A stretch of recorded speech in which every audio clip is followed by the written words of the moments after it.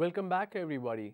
So, in the previous session, we spoke about the importance of knowledge, education, and skills. Now, then we started with the communication essentials.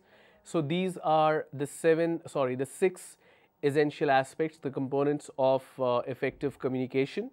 We looked at assertiveness, authenticity, open-mindedness, empathy, clarity, and listening skills. The first 2 points we already covered, assertiveness and authenticity. Now let's talk about point number 3, which is open-mindedness. Open-mindedness basically means, as a speaker and as a listener, do you accept a different opinion? Or it also means that are you open to different ideas? These ideas can be against or on the other end of what you're thinking. Say, for example, we're talking about, two people are talking about the issue of, say, demonetization. So you are of an opinion that demonetization is good, but the other person feels that it's actually not good. So when the other person is expressing his or her point of view that demonetization is bad, do you walk away from the conversation? Do you walk away from the discussion and say, please don't talk to me because what you're saying is not equal to what I'm saying? Are you ready to accept a different opinion? And if these opinions are contrary to what you are thinking, do you still accept a different point of view? We have seen a lot of issues that happen between people is because of they don't think the same way, they don't agree on the same point. Now, when you say you are open-minded, that means you are accepting other people's point of view, which may not be same as the way you are thinking. In case if you are open-minded, then the communication happens. That's why that's an essential aspect of effective communication. All right. The fourth point is empathy. Now, before I talk about empathy, there is a word called sympathy, right? Now, what is the difference between sympathy and empathy? It's fairly simple. Sympathy means when you are speaking about your feeling. Empathy is when your action is speaking about your feelings. Quick example I will give you to help you understand what do I mean by this statement. The statement is, sympathy means only words to express your feelings. Empathy means action to express your feelings. Example, say a person, say you are facing difficulty with your internet connection or your SIM card is not working properly and you are expecting a very important interview call, all right? So you call Vodafone, Airtel or Idea Mobile customer service and you tell them that, you know what, my SIM card is not working since last 2 days. I'm supposed to receive a very important call and I'm not able to speak to anyone because it says out of coverage area. Wherein the fact is I'm standing next to the tower and it doesn't show any network. Something is wrong with the SIM card. The customer service representative says, I'm so sorry to hear that you're facing difficulty. I'm very sorry for the inconvenience caused to you. Now, that is sympathy because the person is only speaking. Say, for example, somebody comes to you and says that I'm very hungry, I need some money to buy food. You say, I'm so sorry to hear that you don't have money and you're hungry. The moment you give money to that person to buy food, that is empathy. The moment the customer service representative says, please give me your number, let me check your SIM card settings, let me help you how to activate your SIM card or let me activate it from the back end, that is empathy. Empathy means the person is taking an action to resolve the problem. Empathy means doing certain things to make the situation better. That is empathy. Sympathy is only saying that I'm so sorry to hear, it's so bad that this is happening with you. It doesn't help the person in terms of resolving the issue. The issue gets resolved when there is an action taken. That action which speaks about or the action which is reflecting the words that the person has spoken as sympathy is empathy, because when the words are spoken without action, that is sympathy. When there is an action to reflect the feeling, that is empathy. All right. So that's the difference between sympathy and empathy. When we talk about essentials of communication, you should always display empathy because you're also showing action along with the words spoken. And that is very important, and that's why it's an essential component of effective communication. The fifth point is clarity.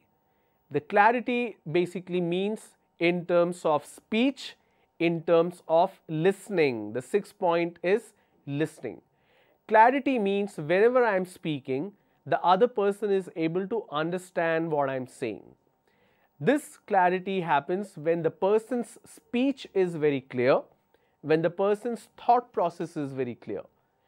A lot of time it happens where a person is speaking but you're not able to understand because the pronunciation is not clear, or the pronunciation is clear but still you're not able to understand what exactly the person is trying to say. You end up saying, please tell me in simple words what you're trying to say.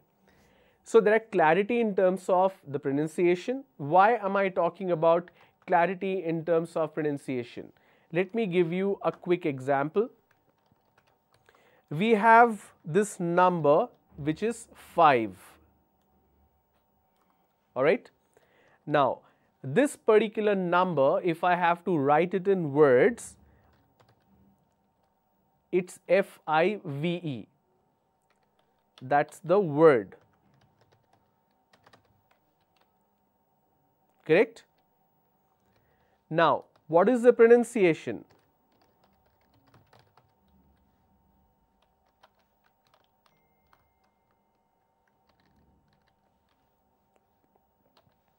The pronunciation is fa, iv. So we say 5. All right. Now, a lot of people, so let me make it lowercase. So this is the pronunciation fa, iv, 5. Lot of people pronounce this as fi. When you pronounce this as fi, it's difficult to understand sometimes what exactly the person is saying. Say for example, we have this number 11. If I have to write it in word, I will say 11. The pronunciation is lev.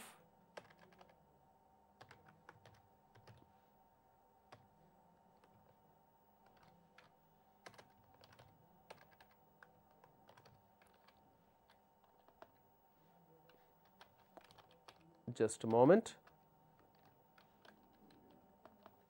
The pronunciation is 11, or let me make it simpler for you. So here's the correct pronunciation 11, but lot of people pronounce this as 11. Now 11 has 3 syllables, 11, 3 syllables. But when we use a wrong pronunciation, we just say 11, which means instead of 3, we are using only 2 syllables. Likewise, another example is the number 12.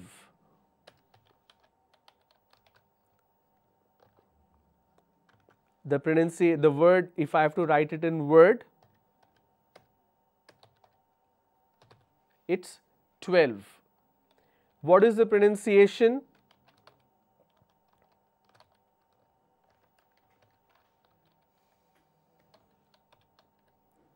It's t.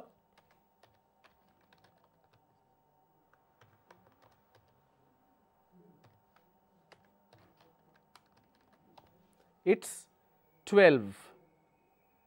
12. All right. Now, most people pronounce this as tall. So instead of 12, we are saying tall. For example, if I have the word which is third, the actual word, if I have to write it, third, right? So the pronunciation is th, a, r. It's third. But a lot of people in southern country, southern part of the country, they pronounce this as third. So please go to the third floor. It's not third floor, it's third. It's third floor. All right. So this is what I'm talking about in terms of mispronunciation. There are a lot of words that we end up mispronouncing. Let me quickly give you certain examples.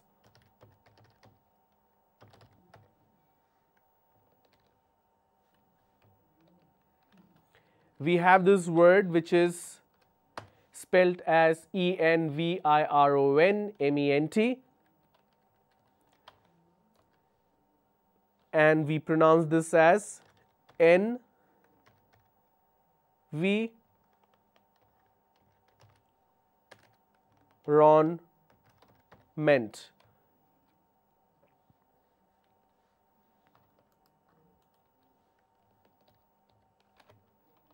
So this is how we pronounce environment, but the actual pronunciation is environment.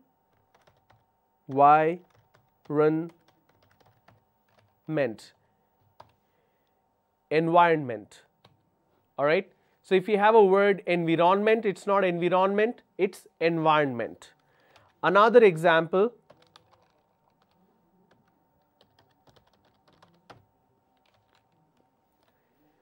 How do you pronounce this word? A lot of people say government. It's not government, it's government. This word, a lot of people pronounce as that is against. It's not against, it's against. All right.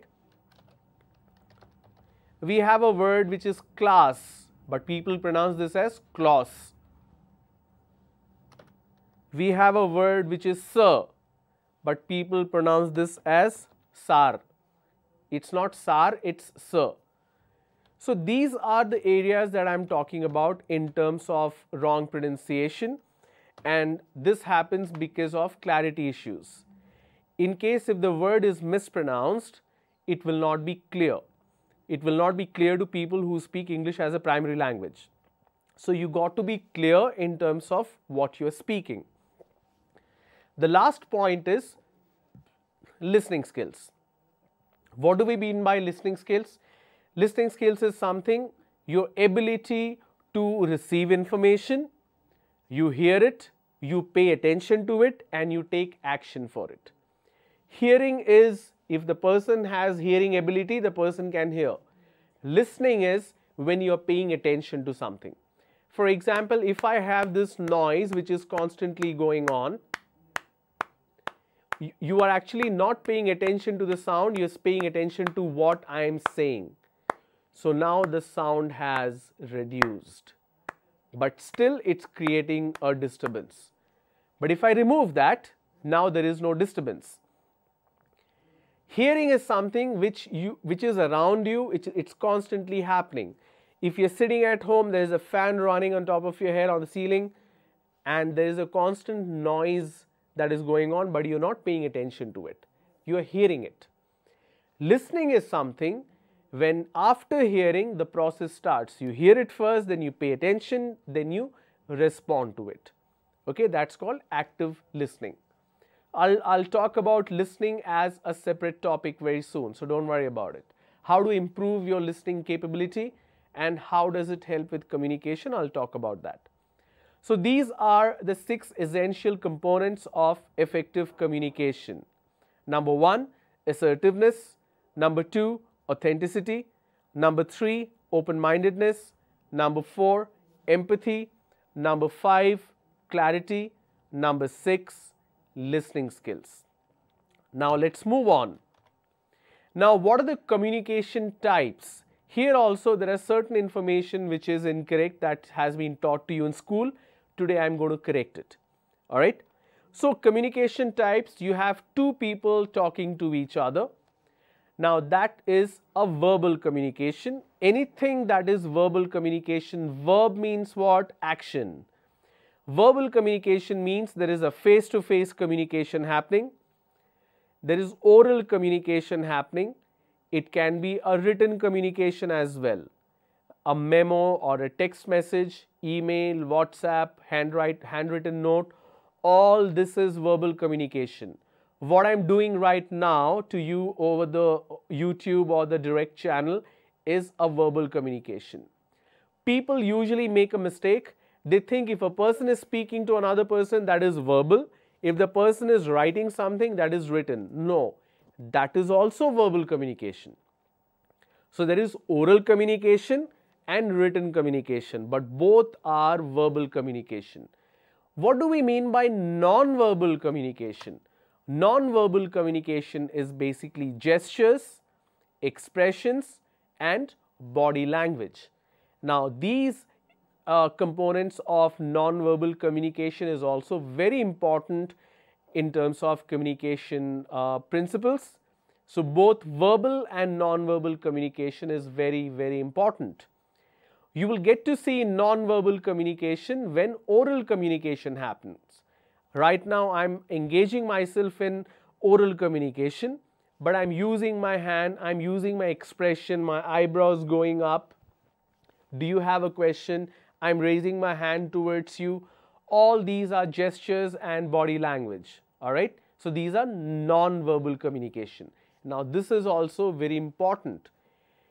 Non-verbal communication plays an important role when there is no oral communication. For example, if somebody is asking me something that can you tell them how to design an Android application, I would say, if I do this, that means I don't know. So, this expression, this gesture using my hand and my expression, it means I don't know. If I nod my head, this means yes, this means no. But in India and South India, we do this. I don't know what this means. So, this is yes, this is no. It's also called the Great Indian Nod. They just do this. I don't know what this means. So, don't confuse a person. Never do this. Either say yes or say no. That is also a non-verbal communication. All right. For example, if somebody is standing at a long distance and they say, do you want to have tea? You say only this much. Now, this means just a little. That is also a non-verbal communication. It plays a very important role because your body language expresses what you're trying to say. I will take a special session on body language, which is very important when you start working in an organization, when you go for an interview. The way you are sitting in the chair, it also defines your attitude, your confidence level. I will talk about these aspects soon. All right. Let's move on to our main aspect of communication, which is the 4 pillars. Now, these 4 pillars are very important. Pillars are they build the foundation. On the foundation, you build these pillars to make a very strong building, right? Now, what are these pillars of communication we are talking about? The first one is pronunciation. The second one is grammar. The third one is vocabulary. And the last one is fluency. So, pronunciation, grammar, vocabulary and fluency. All these 4 put together makes your oral communication. Now, look on top what I have written. It says oral communication. So, these 4 pillars are important and critical for oral communication. Pronunciation, grammar, vocabulary and fluency. Now, why are we talking about pronunciation? I will talk about this very soon. But let's quickly understand what do we mean by just a brief about these 4 pillars.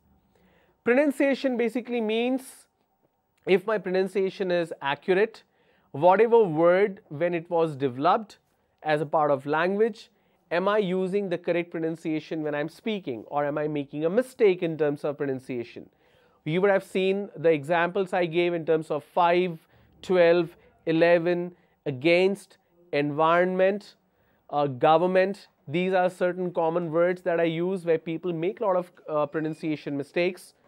So, pronunciation basically means the sound structure of the word if you are speaking clearly and if the other person is able to make sense out of it, if they understand what exactly you're trying to say, and if the pronunciation is exactly the way it's supposed to be, that is pronunciation. What do we mean by grammar? Grammar is basically the structure of the language, the rule of the language, the word order of the language. Now, whichever language I'm speaking in, the word order changes. The way I'm speaking in Telugu or Hindi or Bengali or Tamil, any other language, the order of the word is different compared to any other language. For example, if I have to ask, what is your name? So I ask, what is your name or what's your name? Can I directly translate that to Telugu and ask the same question? What's your name? What do you say? What is enti? Your name, mi peru. Do I say enti mi peru or do you say miru peru enti? That's what I say, right? So the order of the word, the position of the word changes as per the language. That is what grammar is all about. Now, when I'm writing a sentence or when I'm speaking a sentence, is it grammatically correct? Is the parts of the speech in the English language, if it's fitting properly for the entire sentence? If it's happening, that means grammatically I'm making sense. The third one is vocabulary. What do you mean by vocabulary? Vocabulary means whether or not you have the knowledge of usage of words. For example, let me write a couple of words here.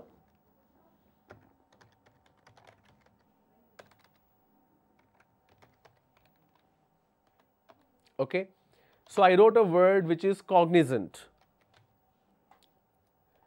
or I wrote, let me write another word, oracle. If I ask you what do we mean by cognizant or what do we mean by oracle, you will say it's a name of a company. But is there a meaning to the word? Of course it has. Cognizant means being aware. Cognizant means being aware.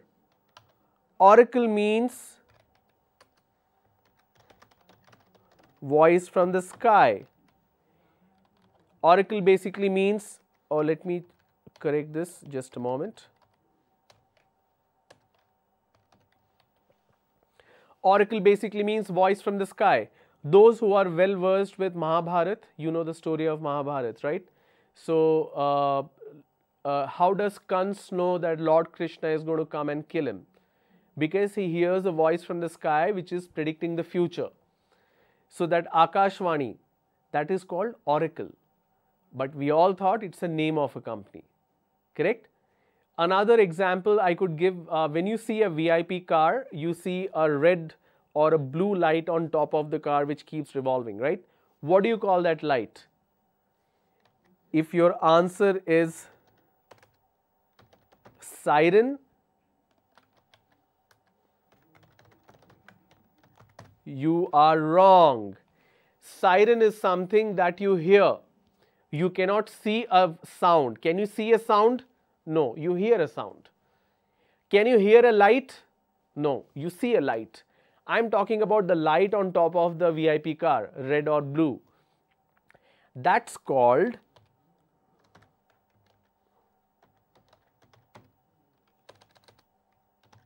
a beacon.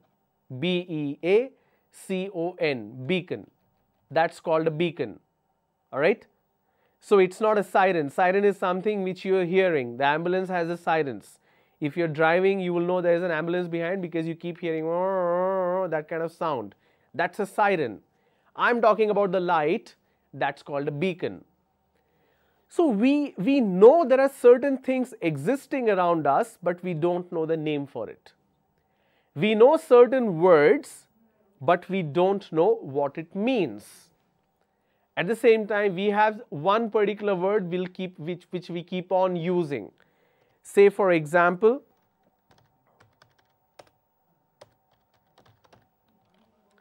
we have a word which is compulsory, okay?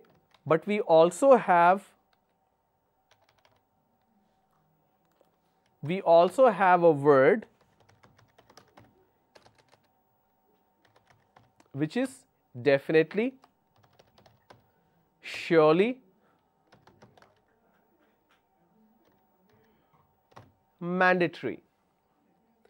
But instead of using these three words, we keep on using the word compulsory.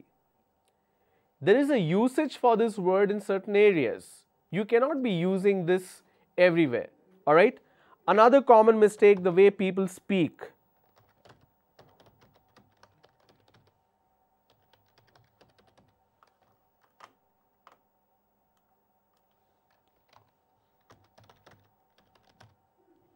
My grandfather expired last week. Now, the point here is things that can expire. Now, let me give you a list that can expire. For example, milk, tablets.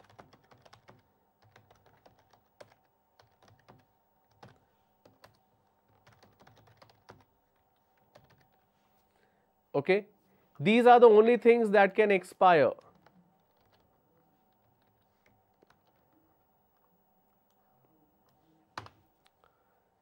I'm just giving these examples. The reason I'm saying this expires because all of them have expiry date. Does my grandfather have an expiry date? Can I predict when he is going to die? No. Which means the usage of that word is incorrect. Then what is the correct word? I either say passed away or I say died. Correct? There is another word which is in English we use passed out. Meaning is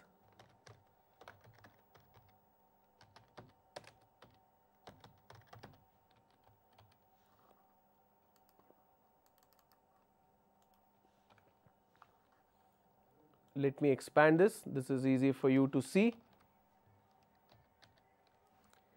The meaning of passed out means or pass out is to fall unconscious or fainting. But what is the wrong use that we keep on doing?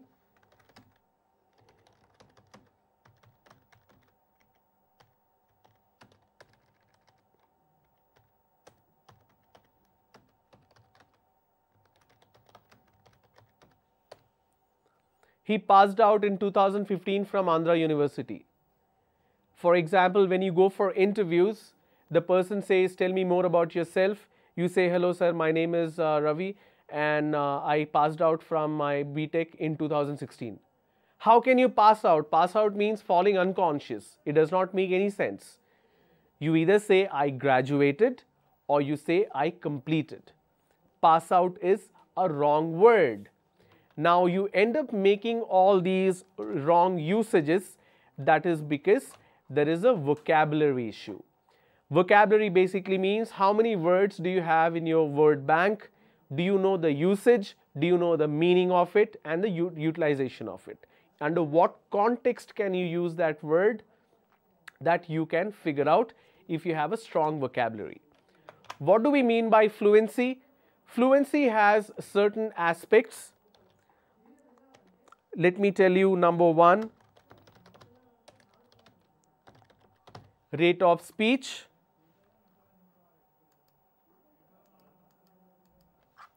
Number two, tone. Number three, fillers. Okay, these are the three aspects in terms of fluency. Rate of speech means how fast or how slow the person is speaking. Some people have the tendency of speaking very fast. Some people speak very slow.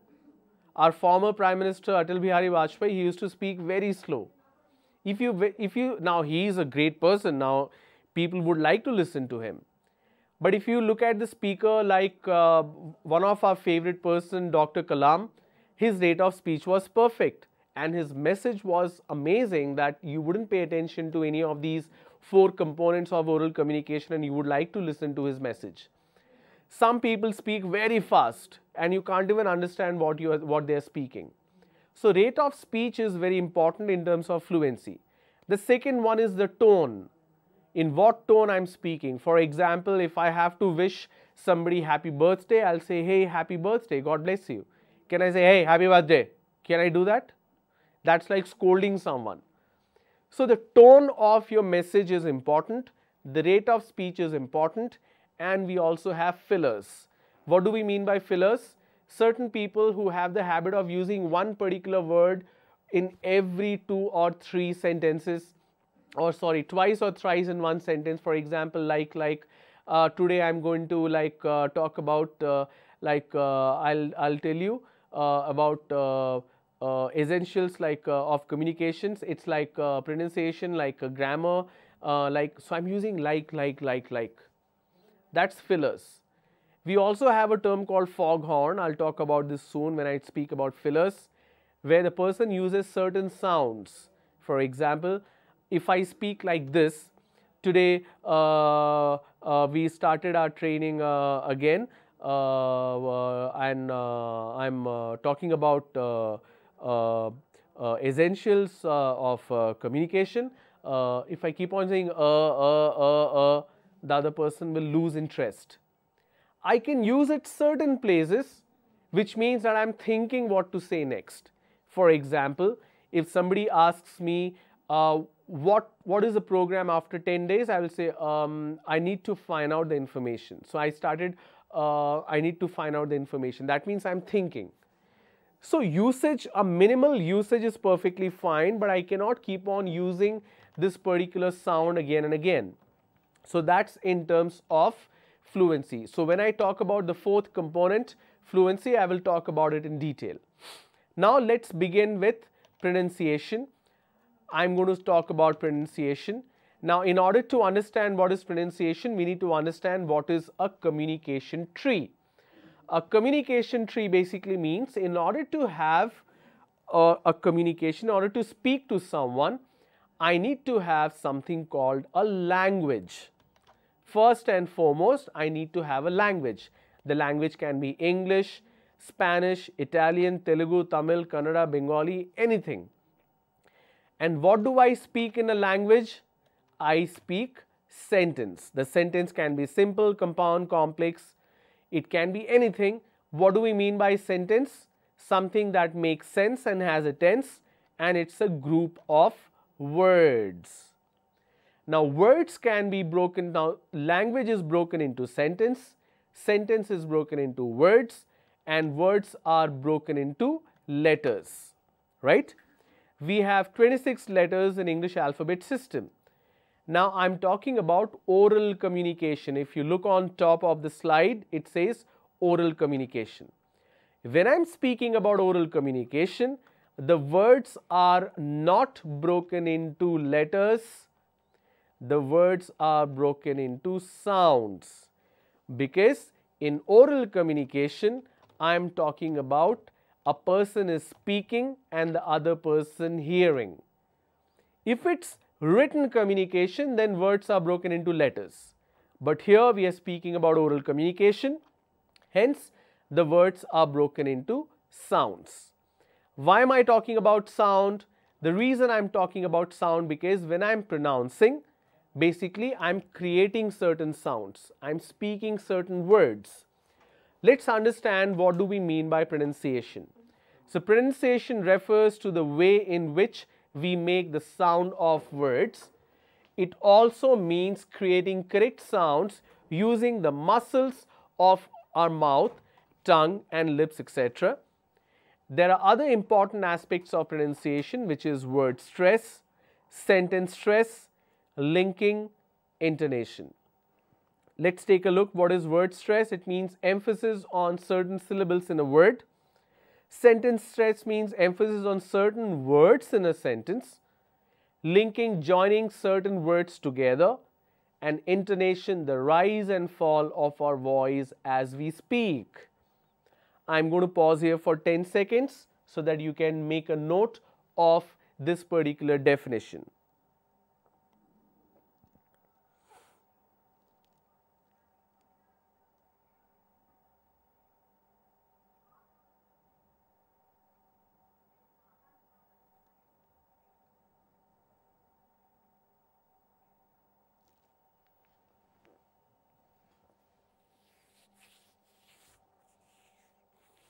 All right, let me read it again. Pronunciation refers to the way in which we make the sound of words. It also means creating correct sounds using the muscles of our mouth, tongue, and lips, etc.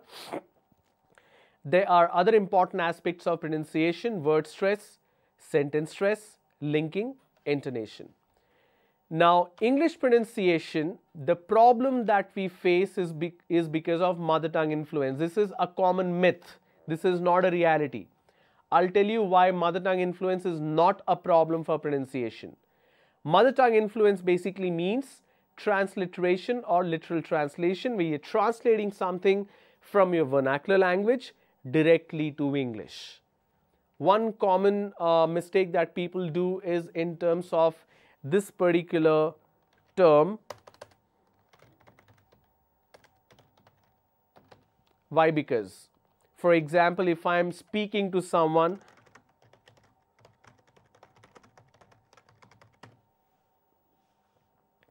I came late. Why? Because it's raining. Now, why? Because is a direct translation from the Telugu word which is Yendukante. That's why we end up saying why because. The reason I'm saying because if you have the reason why, the because is not necessary. So it's a redundancy. So I will just say because. Okay, that's mother tongue. Mother tongue influence like pre-assessment test. Now, assessment and test both are same. For example, if I say, please draw a round circle. Circles are always round. It's a redundancy. So I need to be sure what exactly I'm speaking. So mother tongue influence happens when you are directly translating from your vernacular language to English. I'll give you a lot of examples in the next session. But pronunciation problem happens because of regional influence. Whichever region you belong to, you carry certain sound structure.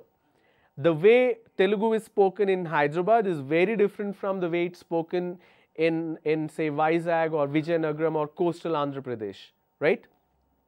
A lot of people here, they say paper, but coastal Andhra, they say paper. Please give me the paper. It's not paper, it's paper.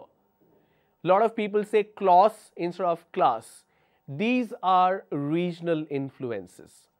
How do we correct this regional influence when we are speaking in English? For that, you need to understand sound. Okay? So you need to understand English sound. I will talk about the sound structures tomorrow. Why do we need to learn sounds? I'll give you a quick example and then we will call it a day today. We have two words here, city and cat, and we have another two words which is giraffe and gadget. It's not giraffe, it's giraffe. We have city and cat, giraffe and gadget. You need to tell me tomorrow what is the difference and what is common between these two words. The pair city and cat, what is common and what is different? I am talking about in terms of pronunciation.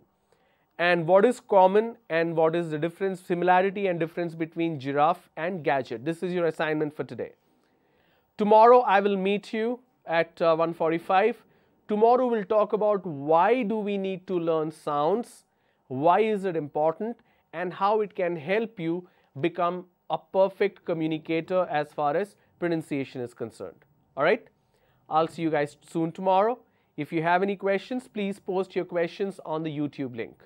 Thank you so much. Have a great evening. Bye-bye.